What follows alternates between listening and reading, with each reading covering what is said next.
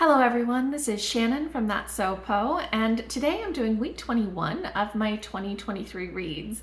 This week I finished up a short story collection that I had been buddy reading and really enjoyed it, plus some kidlit, a couple of different kids books that I quite enjoyed. Timestamps and content warnings are in the description box below. So the short story collection that I finished was New Sons 2, edited by Nisi Shawl. I buddy read this with Angela at Literature Science Alliance and Kristen at Kristinelle SFF Reader, both of whom I will link below. So I read the first New Sons kind of SFF anthology back when it came out and I'd quite enjoyed it. So I had been interested in picking up New Sons 2, which is just another anthology focusing on really kind of diverse voices, minority voices, looking at sort of the speculative. And this one was just as good as the first collection, maybe even better. There was some really strong stories in this. I particularly loved a short story in this by John Chu, as well as one by Mi Vo.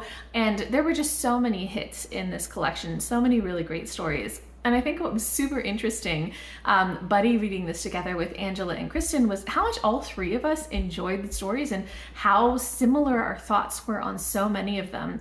I have buddy read quite a few different short story collections with both Angela and Kristen, and then all three of us together.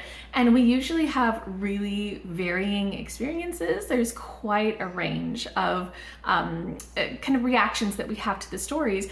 But on this collection, all of us were really kind of vibing with it and having very similar thoughts.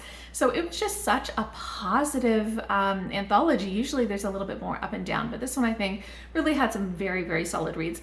Not everything worked in this for me, obviously. Rarely do they, but I thought that the hit ratio was pretty high in this. So yeah, if you're looking for SFF short stories, I definitely recommend giving this one a try. And I think that there are for sure some stories in this that I will nominate for Hugo's next year because they were just really solidly good. So I gave an average rating of 4 out of 5 stars to these stories. Next, I read The Power of the Pearl Earrings by Linda Trinh, illustrated by Clayton Nguyen. This is a kind of early reader's chapter book that is really sweet. It's about these siblings and kind of some items that they have inherited from their grandmother that seem to have a little bit of connection to their grandmother's spirit. So this book is actually the second book in the series, which I didn't realize when I checked it out, so I'm gonna go and get the first book later on.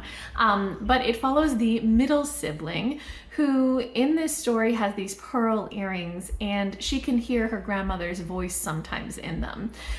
She is super active, loves to be imaginative and run around. She loves to do martial arts, and she's really smart and very good at, you know, computer programming and all these sorts of things. And she's like 8 years old. And she's struggling because there's a new boy at school who's sort of very antagonistic towards her, kind of sexist, and makes her feel like she's not good enough, and kind of also steals her best friend, another boy, and she's just trying to figure out how does she handle this. So there's actually quite a lot in this about dealing with conflict and dealing with emotions and trying to resolve issues with friends. I thought it was quite well done. It took me just a little bit to get into the story at the beginning, but once I was into it, I really thoroughly enjoyed it. And there's such great family dynamics in here. There's, you know, a lot of interactions with her parents and her grandparents and her aunts and uncles and cousins, and definitely her siblings play a key role in this. And so it's just that really cool mixture of family and friends and kind of growing up, as well as lots of cultural things. Tons of Vietnamese words are spread throughout this, and I just thought it was a really fun ride, and I loved the main character, just how kind of pugnacious she is. I really liked that. So overall, I gave this 4.5 out of 5 stars, and I for sure will go and pick up the first book as well as any other books that come out in this series.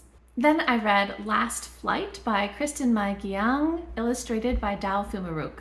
So this is a picture book sort of memoir of Giang's experiences when she was a child and her family, who were Chinese descent but living in Vietnam in the 70s and working for Pan Am Airlines, were sort of evacuated along with some other people when sort of the US lost the Vietnam War.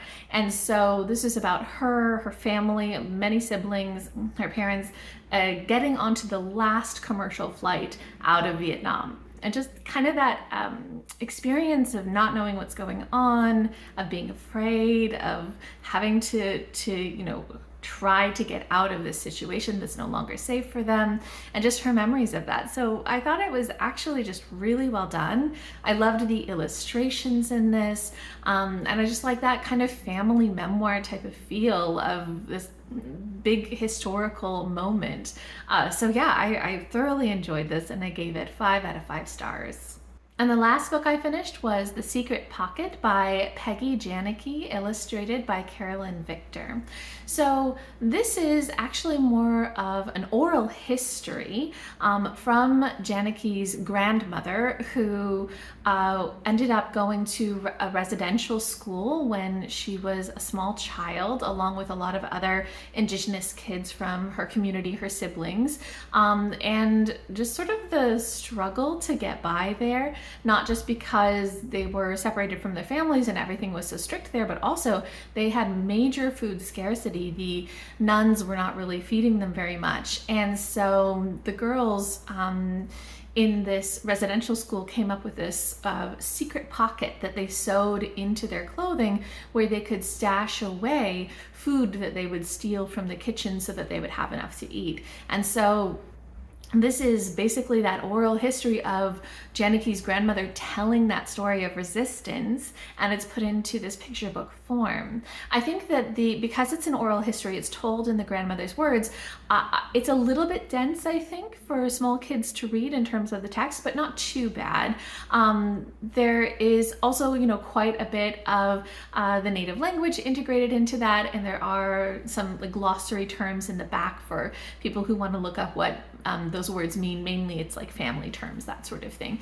And I think that the illustration in this was kind of interesting. It reminds me a little bit of like woodblock prints kind of style, but it wasn't always very even in terms of the kind of angles and shapes and things. So I don't know that the illustration style always worked for me, but I did think that this was a really interesting story. And just, again, it's this oral history family memoir that I thought was really interesting. So I gave it 4 out of 5 stars. Okay, so that is everything that I read this week. If you guys have read any of these, if you're interested in them, you want to chat with me about them, or if you read something good this week, I would love to hear from you. Just leave me a comment down below.